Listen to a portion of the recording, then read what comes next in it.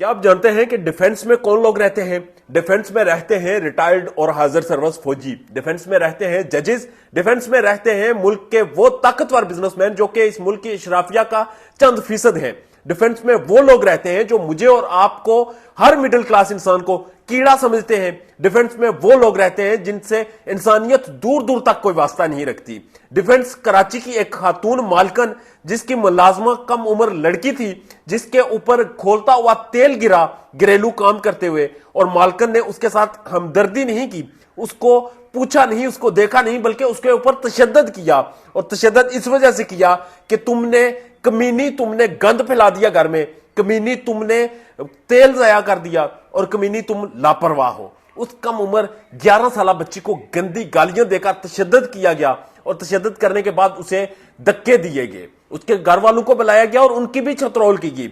ये खातून डिफेंस कराची में रहती हैं। आज इनके किरदार का जायजा लेंगे। मैं हूं वकार बगा और आप देख रहे हैं मेरा फेसबुक और यूट्यूब चैनल। मामला यह है कि एक्सप्रेस न्यूज ने यह मामला रिपोर्ट किया कि कराची डिफेंस में एक कम उम्र बच्ची एक मालकन के घर में काम करती थी। 11 या 12 साल उसकी उम्र थी। उस लड़की ने घरेलू काम करते हुए उससे खोलता हुआ तेल उसके ऊपर गिरा, जो कि उसके चेहरे पर, उसके हाथों पर और उसके जिस्म के दीगर अज़ा पर पड़ा, जिसकी वजह से वो बुरी तरह जलस की। उसकी मालकन ने उसकी चीखें सुनी, वो उसके पास आई और उसने हमदर्दी नहीं की। उसने ये नहीं कहा कि इसे कोई तिब्बी इमदाद दी जाए, उसने उसका हाल तक नहीं पूछा, बल्कि उसके ऊपर गालियां दी और तशद्दुद करना शुरू कर दिया। उसने कहा कि तुमने घर में गंद फैला दिया, तुम लापरवाह हो, तुम कामचोर हो, तुम्हारा दिल नहीं होता काम करने का, इसलिए तुम ये काम किया।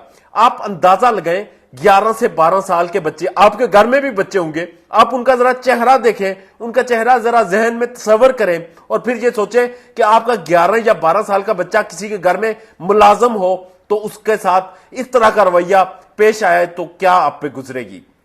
ये एक घर की कहानी नहीं, ये डिफेंस और इस तरह की बड़ी सोसाइटीज में रहने वाले हर दूसरे घर की कहानी है। आप आज उठें, आप सर्वे करें, आप वालिदैन से मिलें जिन्होंने अपने बच्चों को इस तरह के घरों में मुलाजम भर्ती किया होता है, आपको पता लग जाएगा कि यहां पर कौन सी क़यामत बर्पा होती है। और फिर क़यामत खुद बताती है कि क़यामत क्यों जरूरी थी। ये वो लोग हैं जो इंसानियत से दूर दूर तक वास्ता नहीं रखते। ये वो लोग हैं जो कि अपने घरेलू मुलाजमीन को कुत्तों की तरह ट्रीट करते हैं, जानवरों की तरह ट्रीट करते हैं, उन्हें दिन भर गालियां देते हैं, उन पर तशद्दुद करते हैं, और बास जगह तो इतनी तल्ख हकाइक हैं कि मैं आपको बता भी नहीं सकता। मगर फिर भी हमारे माशरे में वो लोग जब सामने आते हैं, सेमिनार्स में जाते हैं, वहां पर बड़े बाइज्जत होकर बैठते हैं, वहां पर चाइल्ड अब्यूज, वहां पर वो ह्यूमैनिटी और वहां पर वो ह्यूमन राइट्स की बात करते हैं। आप देख लें, ये जितने भी औरत मार्च की एक्टिविस्ट होती हैं, आप देख लें, ये जितने भी ह्यूमन राइट्स पर बात करने वाले होते हैं,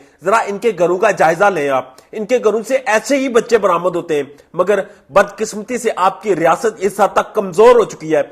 आपकी रियासत में ना कोई ठुक रही है, आपकी रियासत में ना कोई दम रहा है। आपकी रियासत इस वक्त सिर्फ और सिर्फ आइडियोज और वीडियोज लीक कर रही है। इसके अलावा आपकी रियासत नहीं रही, इसके अलावा आपकी रियासत मां नहीं रही। क्योंकि अगर रियासत मां होती तो ये जो बच्चे लोगों के घरों में इस तरह शदीद तशद्दुद बर्दाश्त करते हैं, ये तशद्दुद उन पर ना होता, और इस तरह की इंसानियत सोच जो मजालम ढहाए जाते ये ना होते। ये तमाम चीजें सिर्फ इसलिए रोनमा हो रही हैं, ये तमाम चीजें सिर्फ इसलिए बढ़ती जा रही हैं क्योंकि आपकी रियासत कमजोर है।